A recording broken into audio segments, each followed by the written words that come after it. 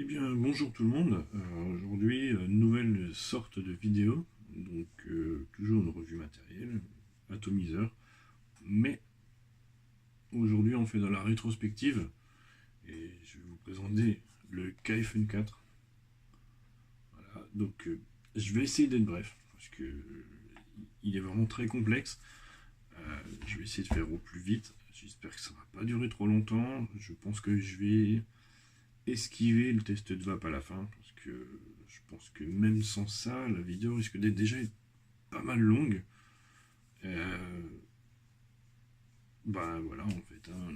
C'est une nouvelle série de vidéos, les vidéos rétrospectives, parce que le matériel récent, bah, j'estime que oui, bien sûr, il a ses chances, que il est bien conçu, voilà. Mais le matériel ancien, bah, type KFun 4, par exemple, j'en ai d'autres encore, euh, ils sont quand même bien construits, bien conçus.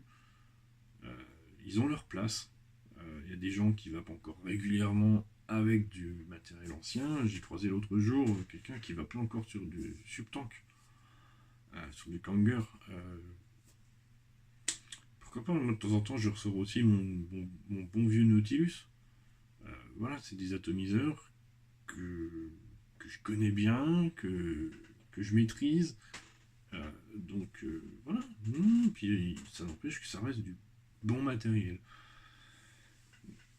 Voilà, donc ils méritent franchement leur place. Voilà, bah tout de suite, moi je vous propose de passer en gros plan. Et puis à tout de suite.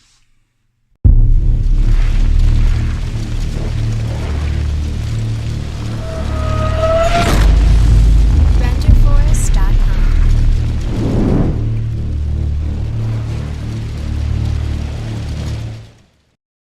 Voilà, bah, nous voilà de retour donc en gros plan. Bah, je vais vous présenter cette fois-ci le Kaifen 4.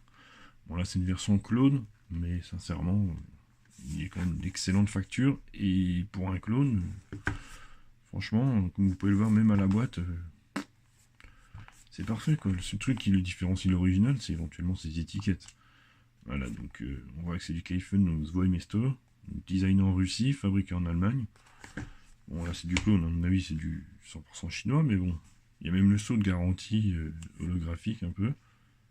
Vous voyez, voilà, zwoimesto.de, il y a le petit SM, 100% de genuine product. Ouais, même moi quand je l'ai eu, franchement je me suis posé la question de savoir si c'était vraiment un clone ou un original. Donc dans la boîte, bah rien de ce côté-là. Là, une notice, on reviendra dessus après. C'est assez intéressant. Donc, bah là, on a la notice de fonctionnement. Bon, en français, en anglais et en allemand. Bon, moi, l'anglais, ça me convient. On va revenir sur celle-là, vous allez voir. Il vaut mieux la voir quand même. Voilà. Donc, c'est les vues éclatées. La vue éclatée de l'atomiseur et toutes les pièces qui le composent. 41 pièces quand même. Ouais, c'est énorme. C'est énorme, avec une description de chaque pièce, les O-rings, les diamètres du... la circonférence extérieure, le diamètre du boudin. C'est un truc de fou. Et derrière, un petit poster. Voilà. Il a de la gueule quand même, hein. Franchement, allez, il est joli. Hein. Il est joli, il est très joli. Donc, bon, on va revenir sur le contenu de la boîte. Donc, bah, le KFN 4, mais on va rentrer dans les détails tout à l'heure. Une pochette de spare, donc avec de la mèche silice, donc il y a deux petites bandes. Moi je m'en suis jamais servi. Il y a un petit peu de Cantal 0,25, 0,28 pardon. Des joints, tu en vois là. Alors, on peut les dévis aussi. Je sais pas où elles ont parce qu'ils sont grosses par rapport à l'intérieur. Il y a un isolateur ici en pic. Allô, mise au point. Voilà, merci. Donc on peut voir un isolateur en pic ici. Ça c'est isolateur pour le pin qu'on voit ici. Voilà, il suffit de voir le diamètre interne. C'est quand même du gros diamètre pour l'époque. Et bah c'est Kitsubom. Voilà, tout simplement. Il y a aussi un ressort également. On va voir ce ressort, à quoi il sert, comment il s'installe. comment ça fonctionne, pourquoi c'est là, donc tout ça. Un Pyrex de remplacement. Voilà. Petit Pyrex. Un tank en PMMA. On va voir tout ça tout à l'heure. Et le Pyrex typique de ce Mesto. Oups, il est à l'envers. Voilà. Donc en acier inoxydable. Voilà. Donc bonne qualité. Je crois qu'avec le... Si mes souvenirs sont bons, parce que ça fait un petit moment que je ne m'en suis pas servi. Avec le tank en métal, il fait 3,5 ml. Avec celui-là, il doit faire dans les 3 ml. Et avec celui-là, il doit faire 2,5 ml, si mes souvenirs sont bons. Bon, le petit novice bleu qui est dans la boîte. Après, voilà, ça reste un atto qui consomme assez peu. On va faire un montage. Voilà, il est monté en tant que MTL. Donc ça consomme vraiment pas beaucoup. La particularité de cet atomiseur, et je pense qu'il y a pas mal de gens qui l'ont eu ou qui l'ont vu, ne pourront pas me contredire, c'est la complexité de l'atomiseur. Bah oui, parce que là vraiment on est sur quelque chose d'assez complexe, qui est quand même grand. Moi j'ai pas rentré le déloctype jusqu'au fond, parce qu'il est dur à retirer quand même. Là il est sec, hein. Enfin, je l'ai nettoyé ce matin, et franchement, voilà, ben dis donc. Voilà, il a un petit problème d'ajustement peut-être, mais ou les joints qui sont raides. Donc c'est pour ça que je n'ai pas rentré jusqu'au fond, mais on peut voir quand même que ça fait une belle bête, quoi. Après, moi j'aime cette forme un peu évasée. Voilà, il y a de l'eau dedans encore, un petit peu. J'aime bien cette forme évasée, un peu en forme de fusée. Je trouve ça joli. Vous allez voir avec le tank en métal, moi je trouve ça classe, quoi. Donc voilà, donc c'est tout simple. Il y a une gravure Mesto ici, enfin le logo de la marque, SM. Sans plus attendre, on va commencer à le démonter. On va commencer par le haut. On va rigoler là. Ça y est, c'est parti, c'est la rigolade. Donc là, voilà. Donc le drip tip en métal. Donc il a les mêmes stries et les mêmes dessins que sur le tank en acier. Ce qui fait que ça fait voilà, ça va faire une homogénéité. Moi je trouve ça super joli. Bon, bien sûr, évidemment, on ne veut pas à travers l'acier. Donc le top cap ou le support de drip tip, je ne sais pas. Voilà. Je vais essayer de le mettre dans le champ comme ça. Ensuite le top cap. Voilà. Ensuite, pour démonter le tank, en fait, il y a une vis ici. Donc on voit qu'il y a un méplat. Hein. Je vais vous la démonter. Vous allez comprendre beaucoup plus facilement. En fait, cette vis, elle sert simplement à tenir le tank en place. Voilà. C'est tout. Alors voilà. Donc c'est pas une vis qui est tout à fait ronde. Voilà, il y a des méplats. Moi, quand je la serre, au moins, je la serre avec une petite pince. Je vous montrerai après ça tout à l'heure. Et ça tient super bien. Voilà. Donc, ensuite, on peut enlever la partie tank.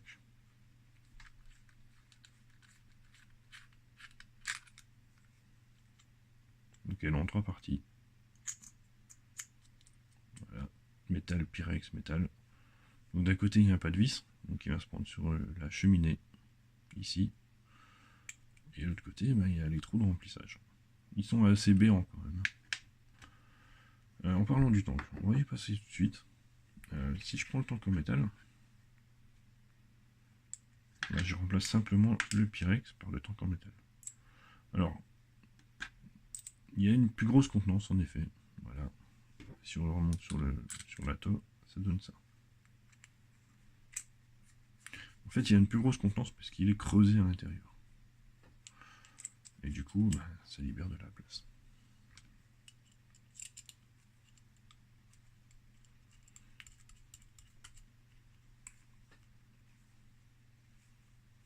Moi, je ne vais pas le serrer comme un gueudin, ça sert à rien. C'est juste pour vous montrer. Donc, on va mettre le top cap. Le support de drip tip. Ah oui, c'est long. Hein. Et le drip tip. Moi, j'aime beaucoup le design, en fait, la forme que ça lui donne. Cette espèce de d'épaulement ici et de resserrage derrière. C'est vraiment, moi je trouve ça super joli quoi. Après voilà. Bon, et c'est reparti dans l'autre sens. Allez, viens dans le champ toi. Voilà. Donc bah après moi j'aime bien aussi le Pyrex parce que au moins on voit ce qu'on fait. C'est vrai que celui-là il se démonte pas comme les autres.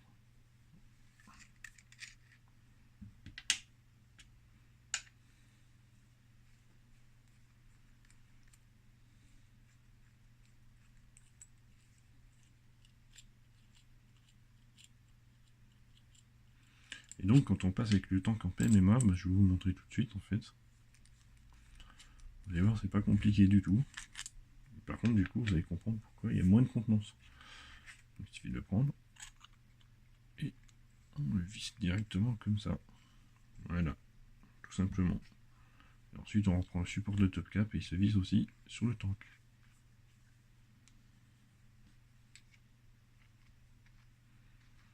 C'est autre chose, voilà. Après, là, c'est du PMMA, donc attention aux liquides agressifs ou corrosifs. Et là, ça lui donne carrément une autre tronche, quoi.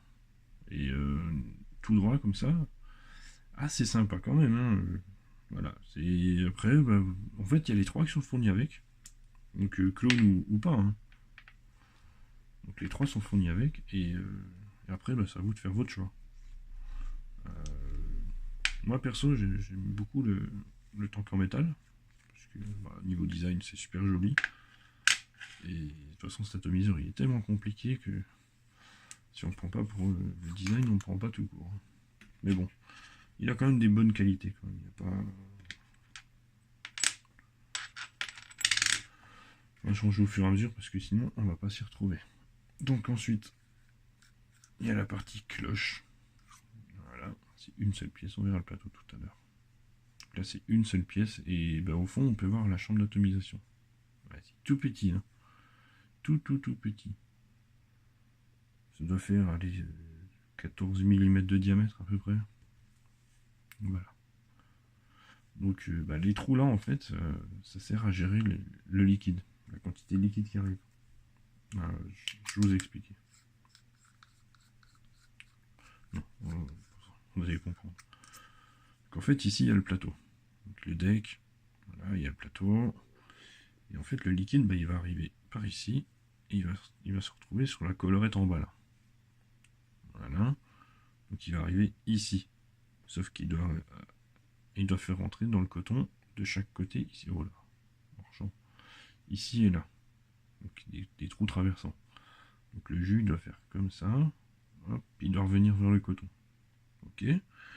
Et en fait, ben, en desserrant. Je me rappelle plus. Ouais. Voilà.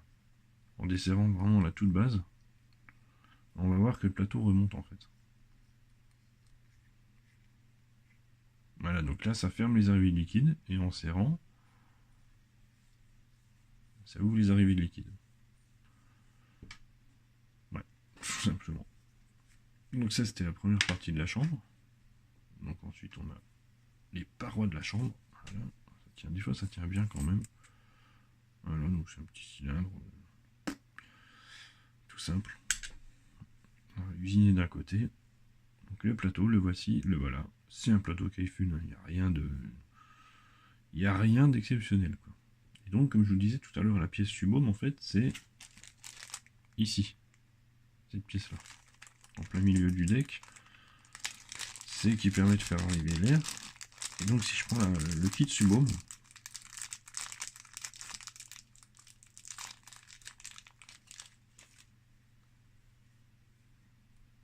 voilà. Donc là, on passe d'une ouverture de 1,5 à 2 mm. Alors, c'est sur les grandes lignes, c'est pas flagrant, mais en réalité, si quand même. Alors, on va démonter le plateau. Parce que cet atomiseur, il se démonte encore et encore et encore et encore. On mange finit jamais. Voilà, donc voilà le ressort en fait. Et ce ressort, il assure la conductivité entre le plot positif ici. Il passe par l'écrou. L'écrou carré, là, enfin semi-carré, en bas. Et ce ressort vient s'appuyer dessus. Donc, là, au vu de la couleur du ressort, je dirais qu'il est plaqué argent. Vu les reflets, etc., c'est pas du stainless. Oups, le pin 510 qui tient pas bien. De temps en temps, il... Voilà. Donc au vu de la couleur, moi je dirais que c'est du plaqué argent. Donc le plateau. Bah, si on veut le passer en subaume, il suffit de dévisser au fond.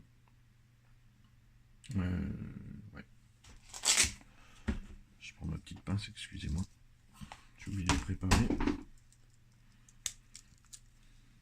Voilà.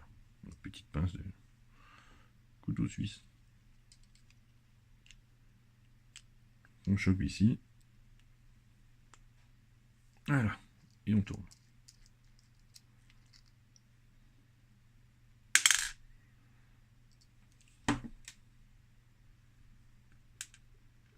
Voilà.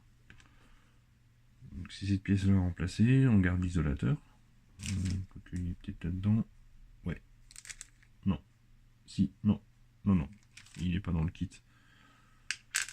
Donc, ça c'est celui d'origine. Ça c'est le kit MTL, on va dire. Et ça c'est le kit Subaume. Donc voilà. On prend simplement, on récupère son isolateur. Comme est sur le pin Subaume. Là-dedans. Voilà. Et on remet son plot positif.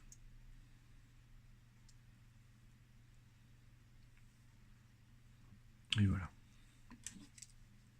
Alors normalement il faut changer l'insulateur en pic également. Sincèrement, ça va pas changer la face du monde. Moi cet atomiseur, moi sincèrement, Subaume, je suis pas vraiment pas fan. Parce que c'est trop chaud. Je vais le garder en MT en fait. Donc voilà. Donc oui, je vais vous montrer un truc en fait. Sur le kit MTL, il y a une petite vis au fond. Voilà. Et en fait, cette vis, mise au point, ouais, c'est l'airflow. Ouais, c'est vraiment chiant à régler. En fait, plus vous serrez, plus vous allez obstruer les trous ici. Donc les petits trous là. Donc pour régler son airflow, c'est vraiment galère. Heureusement qu'on ne règle pas tous les jours là-dessus. Pas à chaque barre. Donc voilà, il suffit de desserrer un peu. Hop. Et en desserrant, ça ouvre les airflows. Oh, mais c'était cracra là-dedans.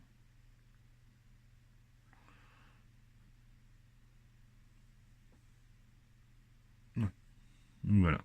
Donc ça ouvre les trous ici et ça laisse passer plus d'air. Tout simplement. Et en resserrant, en fait, ça vient se fermer devant les trous. Et puis voilà.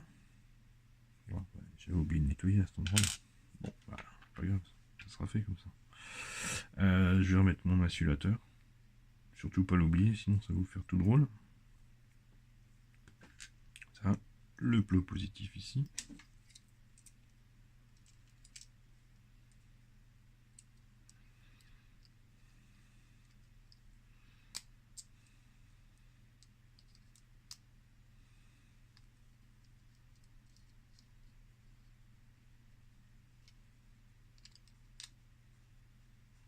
Voilà. Ça, c'est pour le plateau. Ça, après, il y a encore la base. Donc ça, on peut le ranger. Et si je commence à mélanger les deux types de pièces, je vais pas m'en sortir. La base. Voilà, donc on peut chasser l'écrou carré. Après, voilà. Et après, normalement, si je dis pas de bêtises, les deux parties se séparent. Bon, j'ai pas envie de tout casser. Donc voilà, donc on voit qu'on a deux pièces. Une bague là, oups, dans le champ c'est mieux. Une bague ici, et la base. Donc la base et la bague là. Donc ça sert absolument pas à régler l'airflow. Ça, non, non. Ça, cette partie-là, ça sert juste à faire rentrer l'air dans le plateau. En fait, l'air, il arrive sur les côtés. Là, sur quatre des côtés. Il passe ensuite, que je dise pas de bêtises, mais il passe autour de cette pièce ici. Là, il arrive au milieu, et touc. Il passe dans la cheminée, ce qu'on a vu tout à l'heure en fait. C'est ça. Et voilà, c'est ça l'airflow du Kaifen 4. Et pour le régler, en fait, quand la base est montée comme ça, j'ai pas mis le ressort. C'est pas malin. Enfin bref, c'est pas grave, je vous allez comprendre. Donc, quand il est comme ça, quand il est monté là, voilà, mais je vais glisser un tournevis plat là-dedans. Touc, on tourne. Et ça permet de régler l'airflow. Donc on tourne, on serre ou on dessert. De toute façon, on a vu tout à l'heure la petite vis. Il y a des gens qui enlèvent cette vis, en fait, ça permet d'avoir plus d'air. Voilà. Après, si vraiment vous voulez plus d'air, je conseille de passer sur le kit Subhome, qui sera plus adapté à ça. Alors, voilà, ça, ce truc-là, c'est toujours la misère à remettre.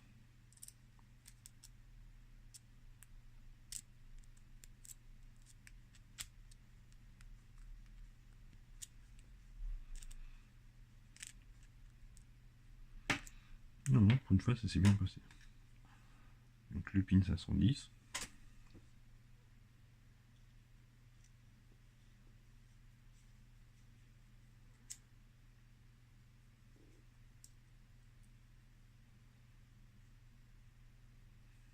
Voilà. Excusez-moi, parce que dans le champ, c'est vraiment pas facile. Le ressort. Sous la base. Sous le plateau, pardon. Et voilà. On remonte. Bon, on va lui faire un petit montage, qu'est-ce que vous en dites, hein? Ah, mince, ça c'était le pin 510. Ah là là.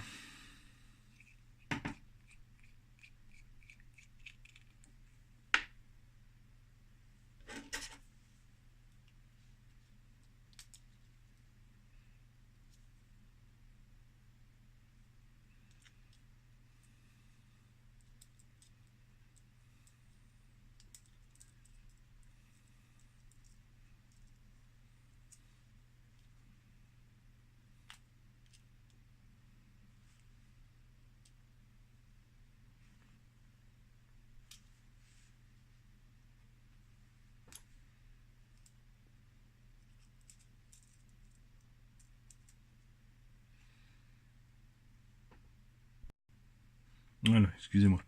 J'ai dû faire une petite coupure. Ouais, donc voilà, ça y est, ça c'était juste le plot positif qui avait bougé. Il me semblait bien que ça ne pouvait pas se remettre tout seul et très bien du premier coup. Ça, je connais un petit peu cet atomiseur et voilà. Non, c'est pas possible. Donc là j'ai trop serré. Et du coup là-bas c'est le tourne plus. Voilà. Ah, il est capricieux cet atomiseur. Voilà.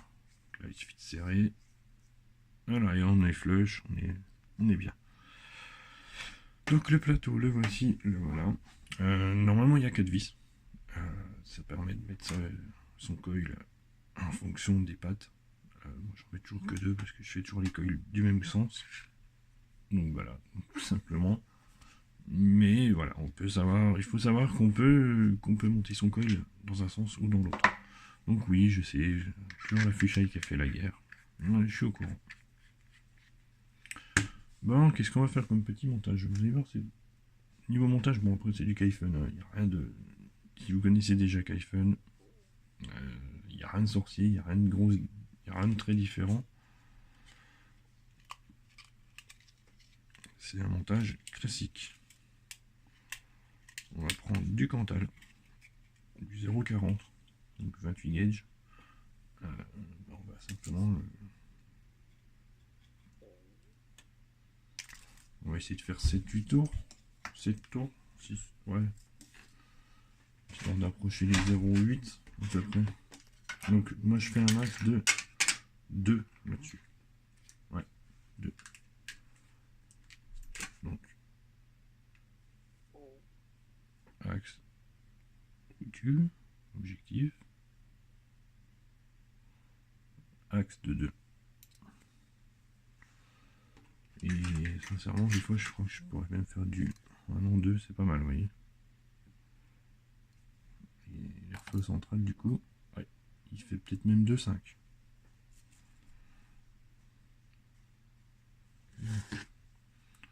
On est parti.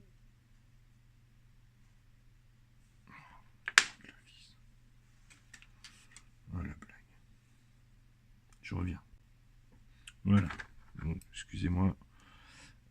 Donc, du coup, donc, là, je vais pouvoir faire mon petit coil. Donc, 1, 2, 3, 4, 5, 6, 7, 8, ouais, tout ça. 9, oh, allez, 10. 10, il faut qu'ils soient chacun de leur côté. Voilà. Tout petit coil, tout propre. Pas besoin de spire espacé, hein. Moi j'en mets pas là-dessus. Pas sur ça. Je rangerai mes affaires après. Donc, ce que je fais, donc je dévisse bien les deux vis. Voilà.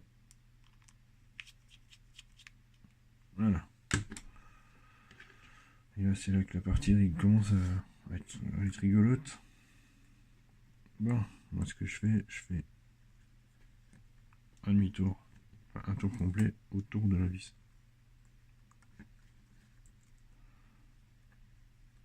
Alors, en cam, c'est vraiment pas facile. Voilà, comme ça.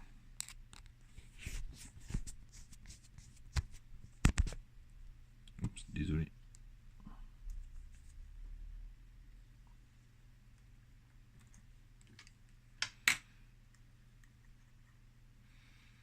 Voilà, et si le fil est trop court,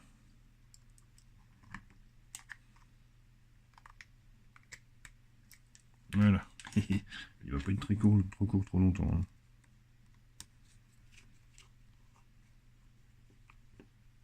Voilà.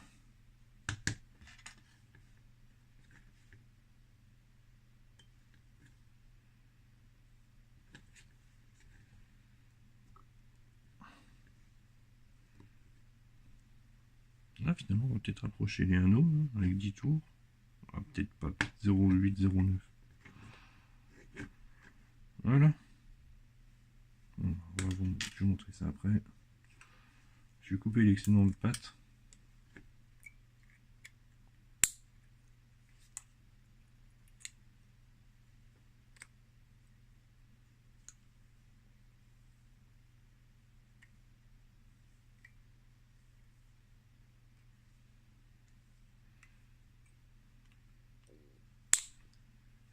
Voilà.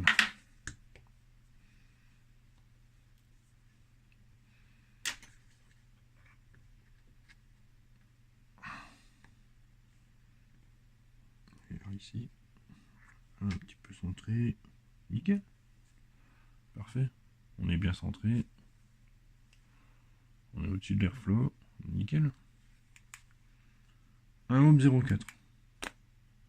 Ah non, 0,4.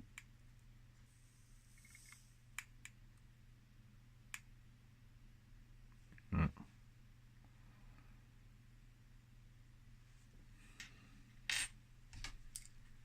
Qu'est-ce qu'il dit? Eh ben si, j'ai réussi à mal le serrer. Voilà. On est pas mal là.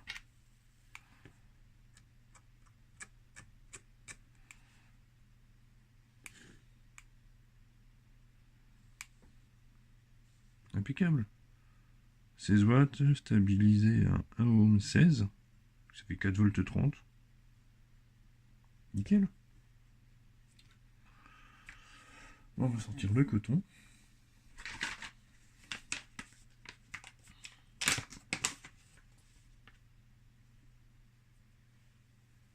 Voilà, alors il n'y a vraiment pas besoin de beaucoup, hein, parce qu'en 2 mm, c'est pas ça qui va vous ruiner en coton, je vous le dis. Donc, je torsade le bout. Voilà, il y en a encore deux trop là. Ça ira peut-être. Voilà. Là on est bien.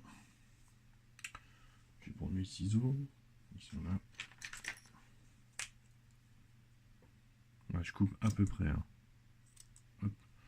On ajustera après. Vous allez comprendre pourquoi. Bon, voilà ce que ça nous donne. Ça, dégage.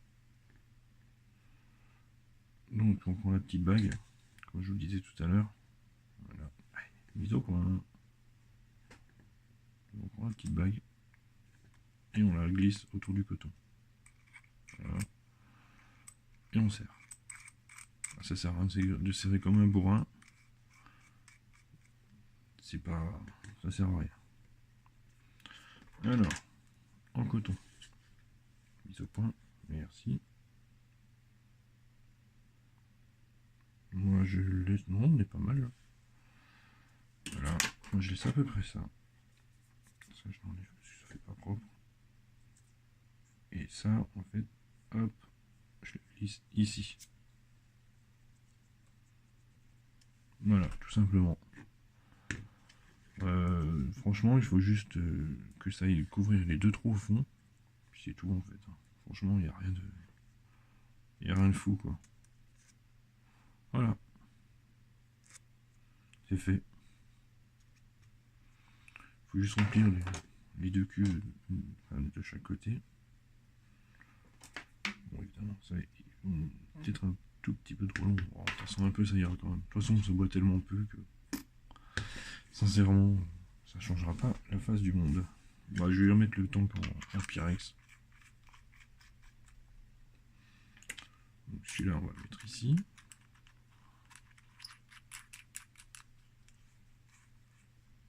Voilà. Alors, comme je vous dis, moi, je ne vais pas faire de test de valve dessus. Parce que, sincèrement, c'est déjà des revues qui ont été faites des dizaines de fois en France, à travers le monde. Et puis, sincèrement, c'est un matériel que je connais bien et que. Bon. Voilà, je préfère aussi. Voilà. En ce moment, moi, je suis plutôt là-dessus. Pour ceux qui connaissent le Berserker. Ouais, c'est différent. Voilà, comme je le disais, pour serrer, moi je prends le méplat, comme ça, et crac. Et là, pas besoin de serrer comme une brute, hein, c'est pas une nécessité. Et là, ça bougera plus. Hein. Là, pour remplir, vous remplissez simplement dans les trous. Il y a même des gens qui s'embêtent même pas à enlever tout le top cap. Hein. Si vous avez un flacon qui est suffisamment fin,